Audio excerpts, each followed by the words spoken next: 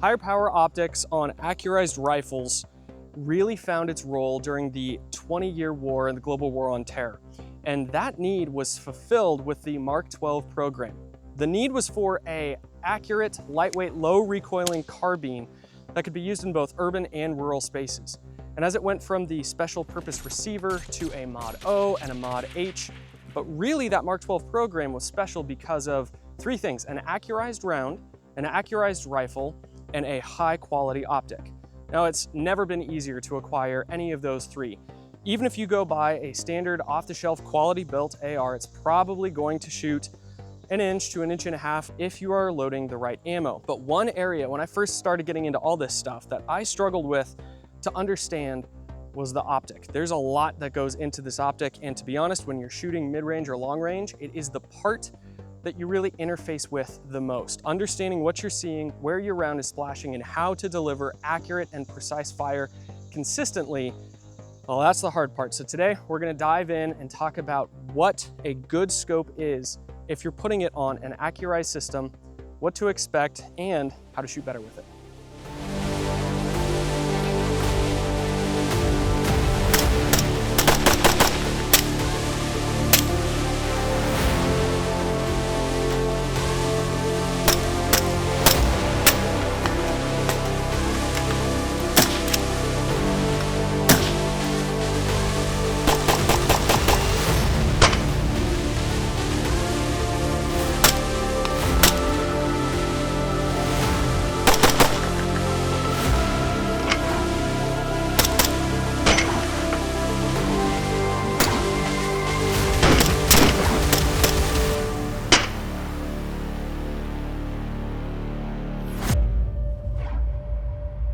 Guys, when it comes to scopes, if you could only pick two between low cost, durability, and clarity, what would you actually pick?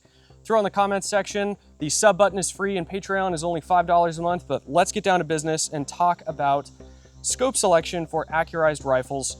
Jonathan and I are gonna dive into some context, because the context to what you're doing with that gun and what the scope is going onto really does matter. So personally, I have a 14.5 here that I really want to build kind of as a general purpose rifle, but I want it to err on the side of a mid-range capability as opposed to erring on the side of 5 feet CQB style shooting. There's a few reasons for that. I have done enough research and personal education to know that CQB is where I would go to die. I'm not good at it, I don't have a team, and I don't know where you stand on that kind of idea, but yeah, no, same. I believe it was Rich at Darcy who says, like, what, 1-man CQB is suicide with more steps. Oh, nice. And 2-man CQB is suicide, but you get to die with your buddy, so. No. Cool. Yeah, I think I'm good on that. Yeah, I hadn't heard that, but it's a good point, and that's some of the same conclusions I've come to. So I want to have mid-range capabilities. Additionally, I don't want to just be another guy with a fixed power optic. I'm not dogging on the ACOG, it's a great optic, but I don't want to just be stuck with a lower power, less information in the reticle, and honestly not bringing a force multiplier to a team or to my family. I want to have the ability to, number one, shoot out to 550 yards. Why 550? Because at least on this rifle, my round goes transonic, which is to say it goes from supersonic speeds with my projectile to transonic at 550 yards. And I don't want to limit myself on the capabilities that I have with this 14.5 all the way out to 550. Now, Jonathan, you're shooting a 16-inch. Yeah. What's your gun's capability? Yeah, so the purpose behind this gun is as an SPR, or a designated marksman's rifle. And actually with the exact same logic, that my round goes transonic right about 700. So I want this gun to be capable to shoot out with precision hits at 700. Also with that role as designated marksman, the magnification on your rifle is often the highest magnification that you have available to you, without the ability to carry extra stuff like a spotting scope or big binos. So I want that observation capability and that ability to reach 700. Yeah, and a lot of people have said that you need to have 1x magnification for every distance you're shooting. That's to say, if you're shooting at 100, you should have 1x, 2 at 2x, 5 at 5x, or just 10 at 1,000.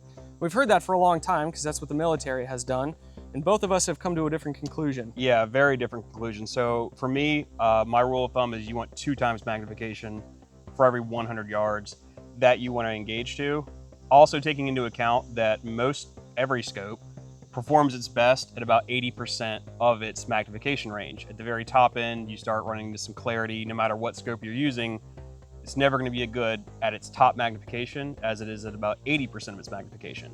So I want my scope to have 2x magnification at 80% for every 100 yards, if that makes sense. Agreed. We'll get into some of the finer details, but there's some of the context and something that Jonathan hit on. I'll wrap up the context with this.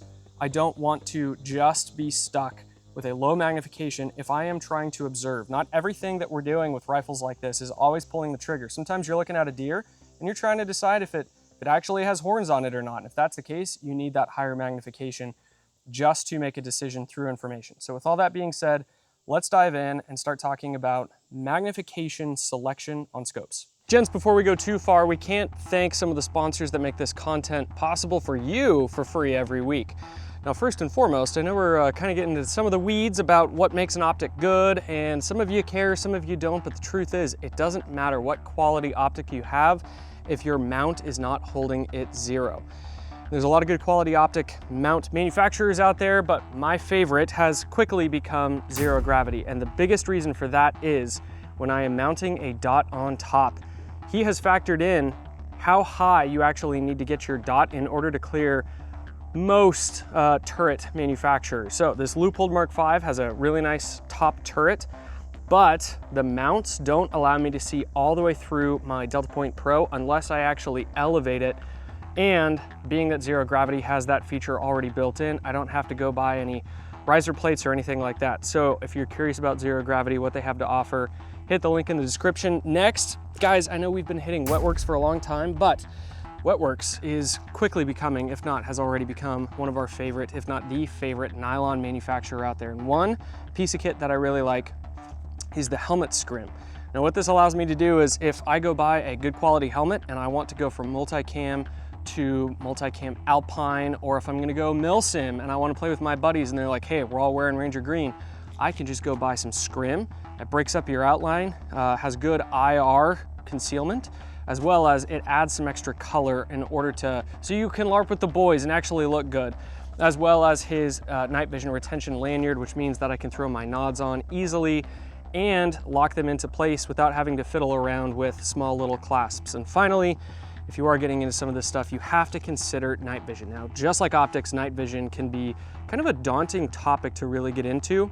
And even if you are not buying nods right now, I would consider going over to Steel Industries and checking out some of their frequently asked questions, hopping on and asking some of their customer service guys, an awesome team, what it is that makes their night vision superior. And long story short, they are the company that we go to for night vision. So with all that being said, if you're curious about zero gravity, Wetworks, or Steel Industries, hit the links in the description for discounts as well. Let's get back to the video. All right, before we do magnification, a quick disclaimer for you guys. We are sponsored by Leupold, and we're talking about two key specific Leupold products today. And you may be wondering, they get paid for it, it's a shill and everything else.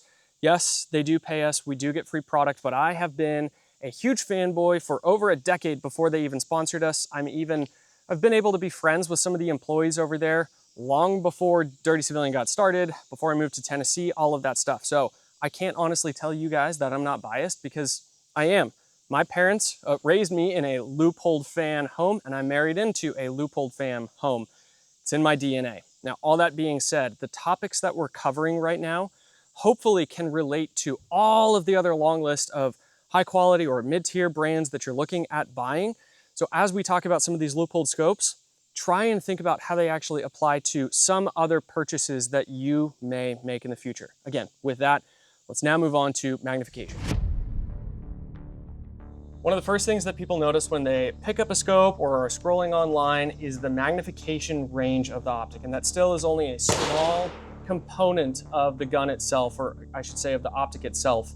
But there can be some serious downsides to a certain optic range. And you have done this professionally in the military. Can you talk about optic selection specifically when it concerns the magnification range?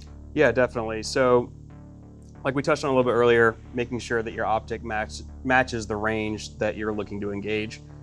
That is super important. There's a lot of other factors, especially when it comes to being able to observe and then also the reticle selection for that optic, or what even reticles are available in that magnification range for that optic. So let's look at mine for example. With this 3-18 on the 3X, it has a very fine reticle, so that at 18X I still have a fine reticle.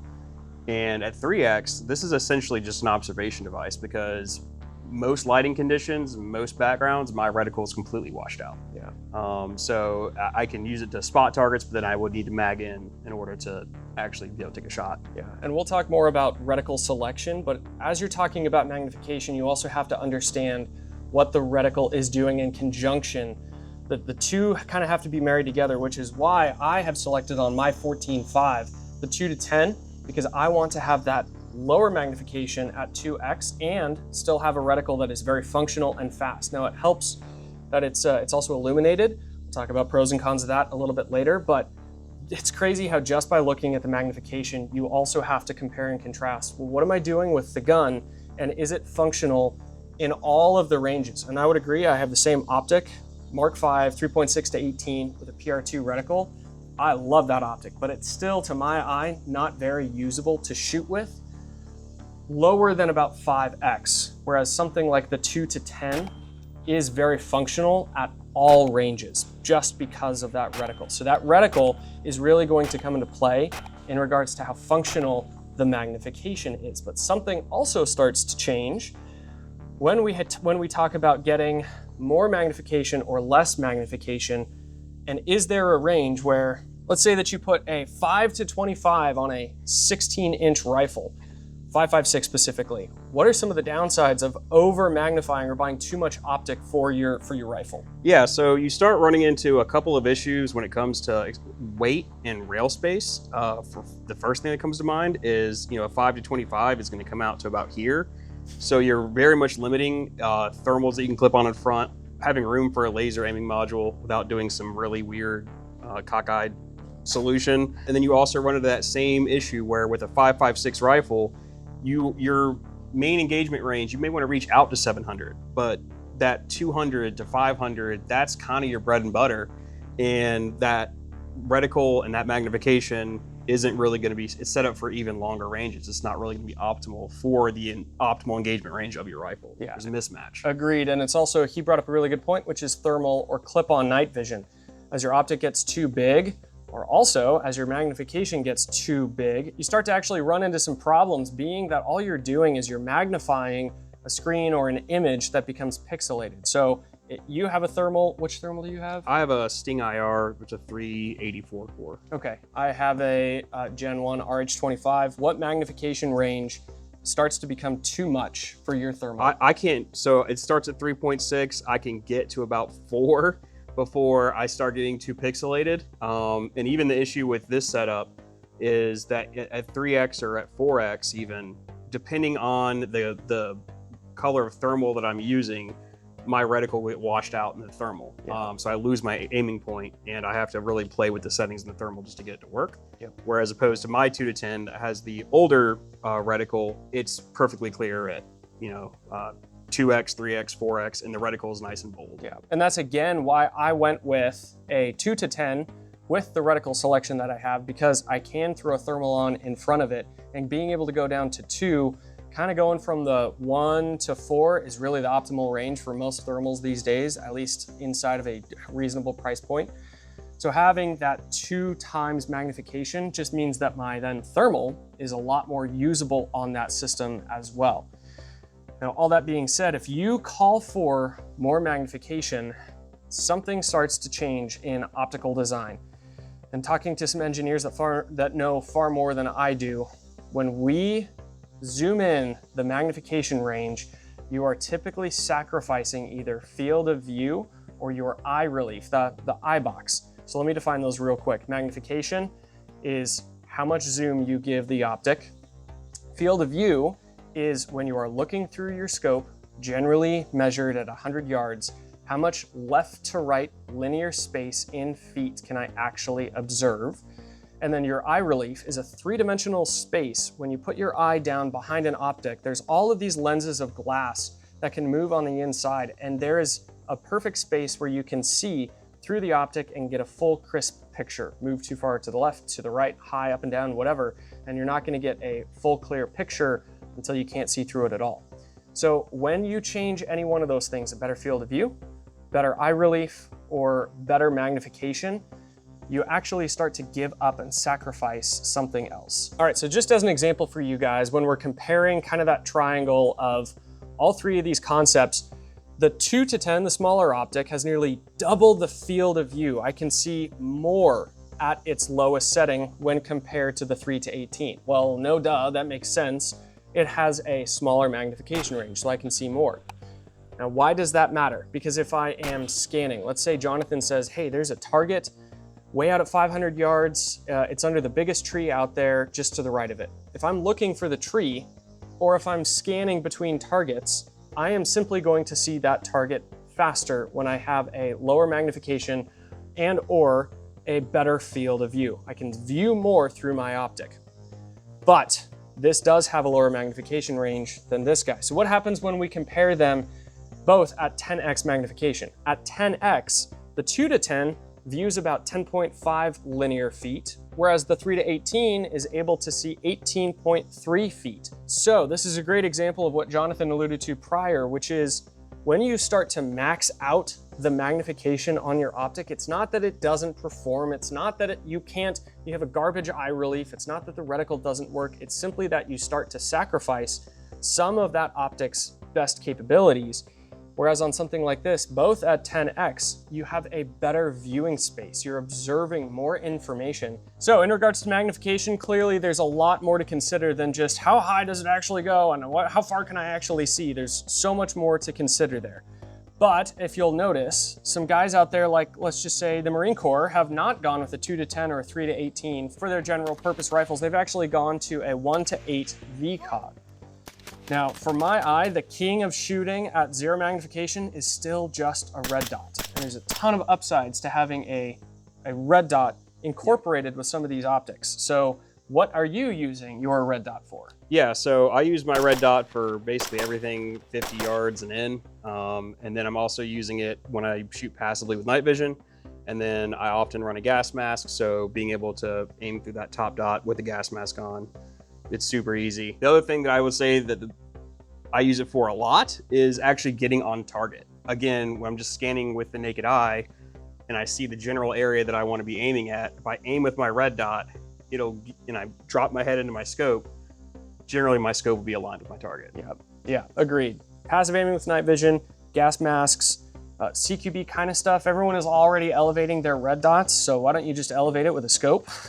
And then also, you're right, finding targets out at some distance is a huge upside. And again, it's not that I don't like 1 to 6s, 1 to 8s, or 1 to 10s, but being that I tend to live between 4 and 8 magnification, on a rifle like this, the scope matches that need really, really well. And then at 10 magnification, if I'm zeroing, I have that capability, but I just like being able to see a little bit more while I'm shooting. So do you have any thoughts to wrap up magnification? No, I think that about covers it. Cool, that's a lot to consider.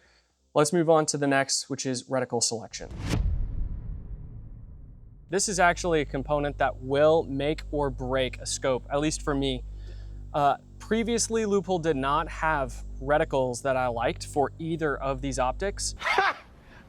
And I didn't really use either of them. And then when they came out with the CMR style for the 2 to 10 and the PR2 for the 3 to 18, that really did what I needed for the optics. So even with the magnification, the clarity, everything else, the reticle was enough to be a deal breaker for me. So what I am looking for a design like this with my 14.5 is I need something that is still very functional down at 2 times magnification. And the reticle is thick enough that even some of my holds are still possible with that 2 times. And if my dot goes down, or if I just drop my head and I'm shooting at 100 while I'm on the move, the 2 times magnification with that reticle is still very, very possible. Now that may not be the same context for Jonathan. So what are you looking for specifically in a reticle for your gun build? Yeah, the 2 things I'm looking for in a reticle are a very fine aiming point in the middle.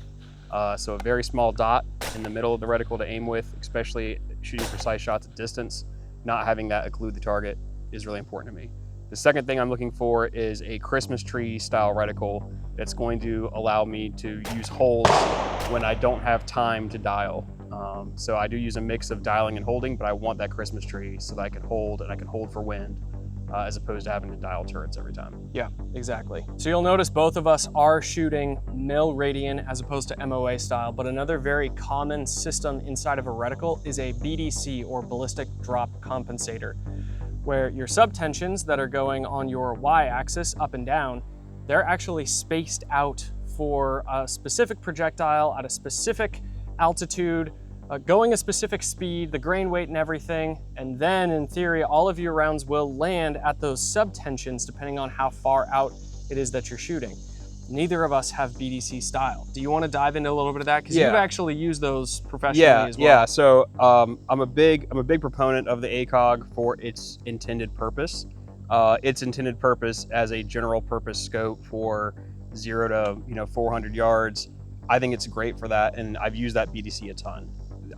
Just like you said though, depending on your rifle setup and the load, the bullets that you're using, you have to go and true up that ACOG, that BDC reticle, because it's not always going to line up with what the manufacturer intended it to. So while it can be a very simple, easy to use, which is why it's appeal for like a mass issued optic, it is not as precise as having actual mil radian, subtensions and adjustments. Yeah, which means to me, the ACOG, incredible piece of glass, amazing optic, and it's absolutely served its purpose and still can. Some of the downsides though is because you do not have windage information, because your subtensions going down in your reticle don't allow you to actually make precision shots, and they don't have exposed turrets. All those things considered, it's an amazing optic for a new shooter, or for someone who doesn't train a whole ton, who just wants to pick up a gun and be able to shoot out to some range and make gross adjustments. But if you're someone who's willing to actually put in some time, you can get just as fast with an ACOG. You can get better magnification and have finer adjustments just inside of your reticle if you're willing to put in the work. Yeah.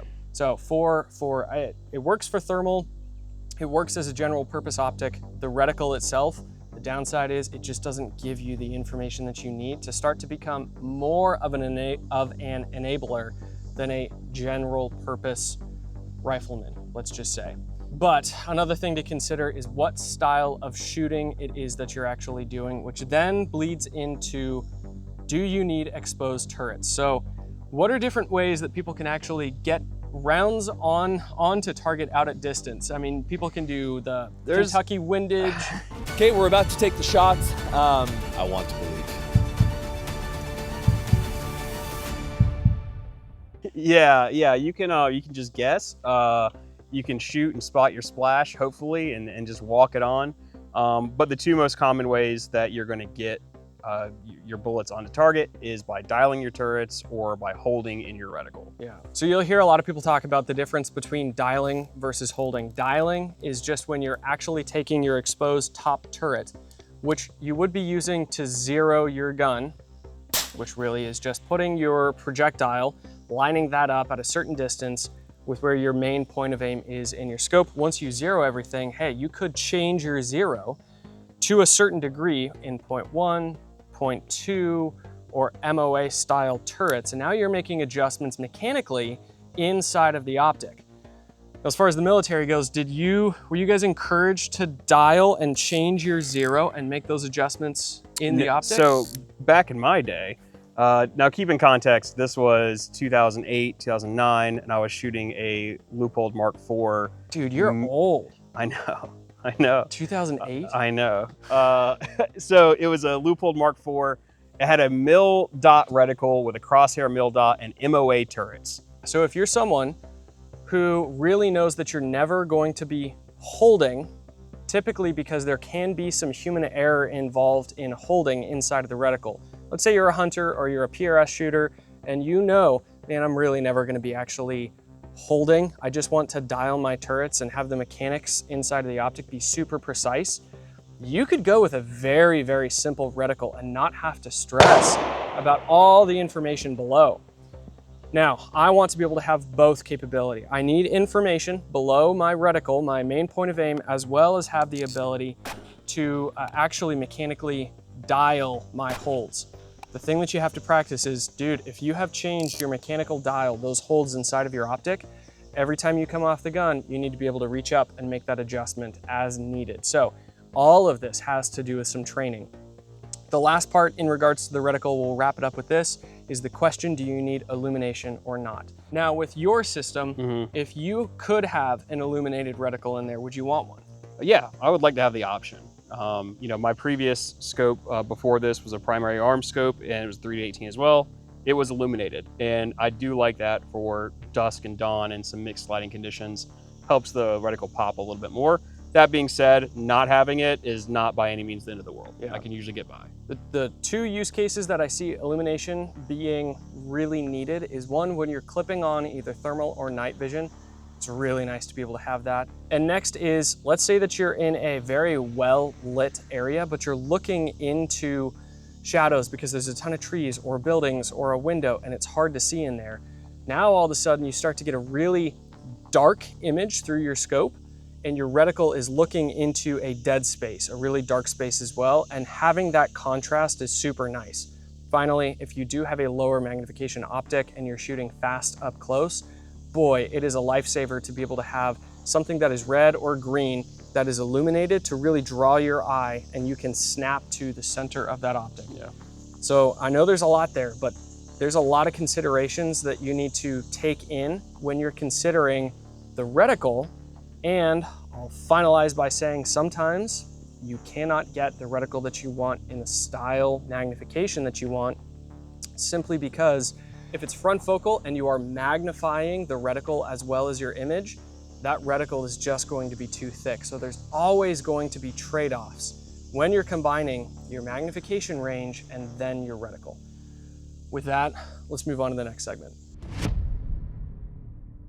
All right, next we have some of the exterior components. Specifically, let's start with the main tube, the housing of the optic. So both of these Mark 5s from Leupold have a 35mm main tube. And for a long time, traditionally, it was either started at 1 inch and then we went to 30 and then 34. And a lot of people will say that 35mm housing is not common. You can't buy mounts for them. Yeah. That is definitely not true anymore. So Leupold has started doing a 35mm main tube on some of their higher premium quality optics. And the assumption is, what do most people say that you get? Oh, you'll get more light if you have a bigger tube. Yeah, which is not necessarily true. That's not quite how light works when it's passing through all the lenses of your optic. But what it does do for you is give you an incredible amount of elevation inside of your optic. So this optic, I believe, if I remember right, has 30 mils of revolution. And if I look at my dope card here, even if I'm shooting out to 850 yards, I only need 12. So holy cow, well beyond my max effective range, this offers me a lot of elevation. So if you are doing something beyond some standard rounds like 308 or 5.56, if you're shooting with a 300 blackout or a 6 arc and you need an optic that gives you the ability to zero and then have a ton of travel in your erector system, you actually have that capability as well. But still going back around, you had another point that you wanted to make. Yeah, that was about zero stops on the the turrets themselves. Right. Yeah. So yeah, being able to have, we talked a little bit earlier about holding and dialing. And when you are dialing, typically, and this will tie into the windage turret as well, is the main school of thought right now is to dial elevation when you can, but then always just hold wind, because wind shifts so commonly and so often that by the time you dial wind and it changes, you have to redial, it bogs the whole process down. So when you're dialing on your turret, you can unlock your turret with a turret like these. Sometimes you have to pull up or push down. With Leupold, it has just a button you press, but then when you go back, it automatically stops back at the zero. Yeah, so like he alluded to, there's somewhere you have to pull and then rotate. The downside is if it's dark, if you're trying to do it fast and you need to bring your gun back to zero, you could be spinning that thing freely and you don't have to actually visually see and inspect with a Leupold design like this. That zero stop if I can not look at this optic and it will just snap itself back to 0. Now that's really nice. On the other hand, as Jonathan alluded to, we have capped windage turrets. Now, if you're shooting PRS or if you need to be able to hold for movers, then yeah, you might be able to want to fast adjust, but typically for a hard use rifle, having a closed off or non-exposed windage turret is the play, but having an exposed top turret is ideal. Now, you will also notice on some of these optics, they have a parallax or side focus knob. Having an exposed parallax is really nice, but some optics, let's say something like the Leupold Mk6 or the Tango 6T that I think still has some contracts, the 1:6, yeah, they have a fixed parallax. An example of parallax is, let's say Jonathan is driving and I'm sitting over in passenger and I look over at the dashboard. It may look, based on the needle, it may look like he's driving 57 miles an hour, but when Jonathan is looking straight on at the dashboard, he's actually driving 55. So the same can happen with our reticle in regards to the image that we're seeing downrange.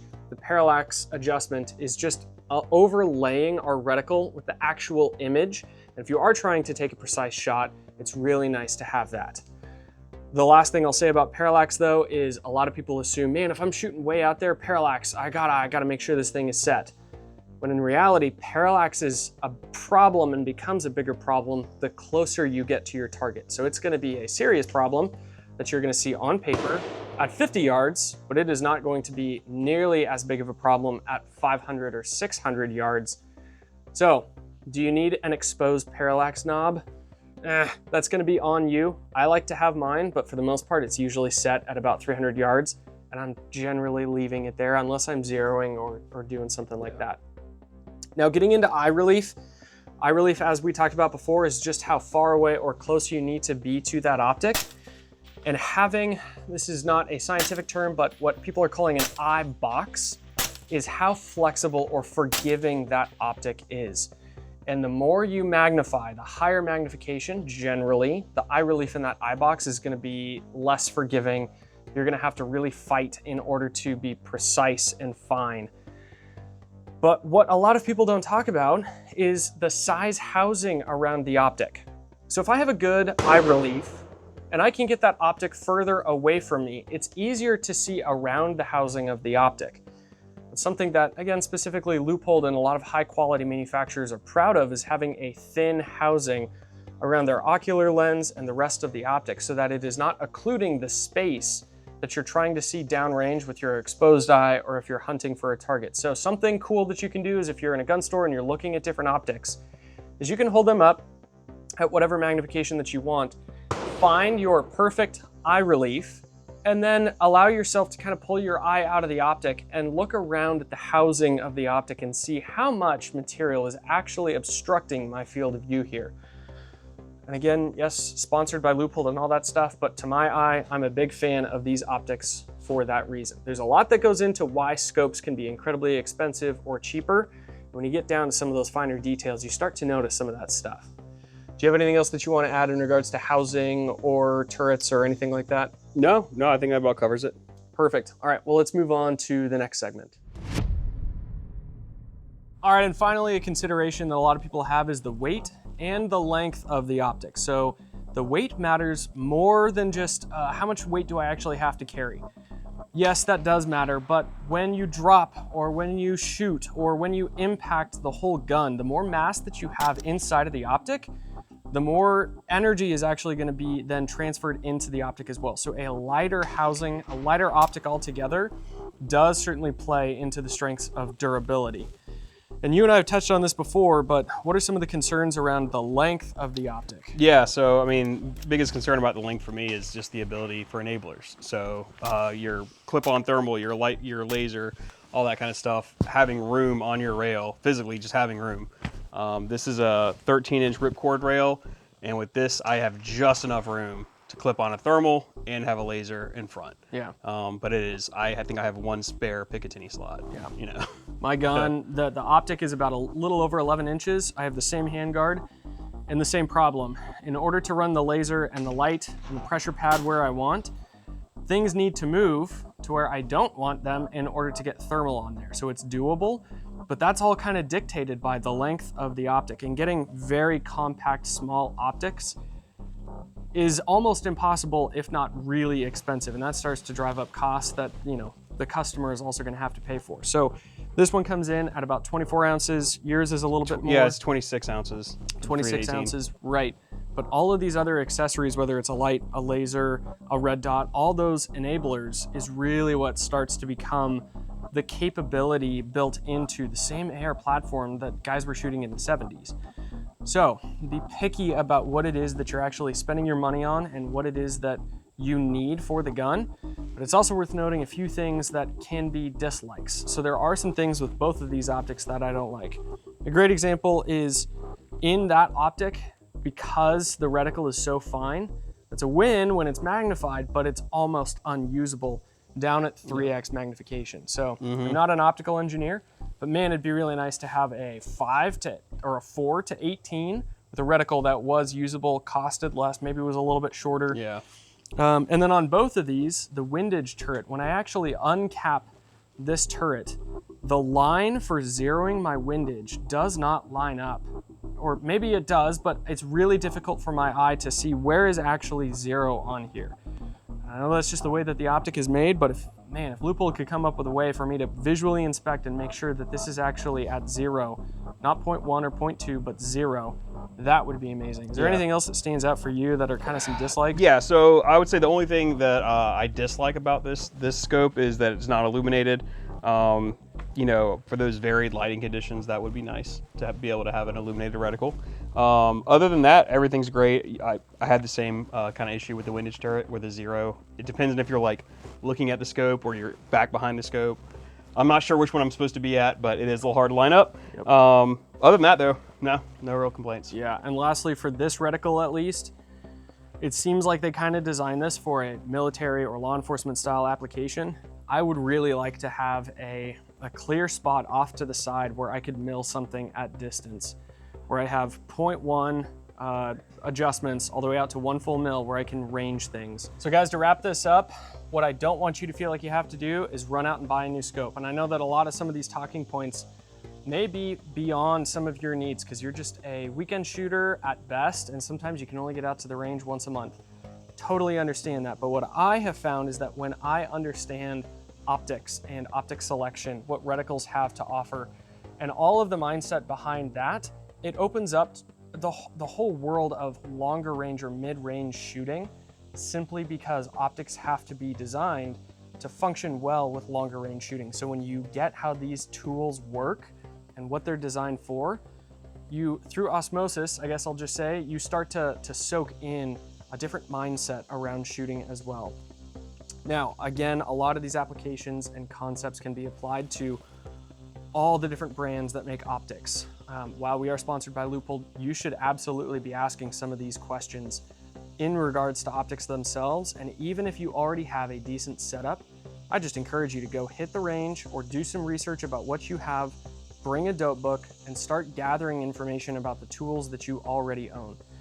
I'm gonna put you on the spot. Do you have any dad advice for us to wrap this up? Dad advice. I would say stop just buying stuff to buy stuff. Have a use case in mind. Before.